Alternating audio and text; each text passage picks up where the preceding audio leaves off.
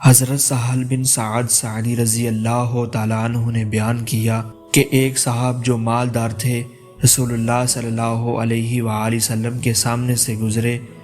آپ صلی اللہ علیہ وآلہ وسلم نے اپنے پاس موجود صحابہ سے پوچھا، کیا یہ کیسا شخص ہے؟ صحابہ نے عرض کیا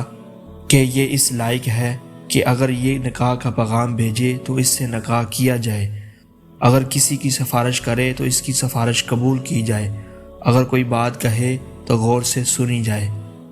حضرت سہل رضی اللہ تعالیٰ عنہ نے بیان کیا کہ حضور اکرم صلی اللہ علیہ وآلہ وسلم اس پر چپ ہو رہے۔ پھر ایک دوسرے صحاب گزرے جو مسلمانوں کے غریب اور محتاج لوگوں میں شمار کیے جاتے تھے۔ آپ صلی اللہ علیہ وآلہ وسلم نے دریافت فرمایا کہ اس کے متعلق تمہارا کیا خیال ہے؟ صحابہ نے عرض کیا کہ یہ اس قابل ہے کہ اگر کسی کے ہاں نکاح کا پیغام بھیجے تو اس سے نکاح نہ کیا جائے،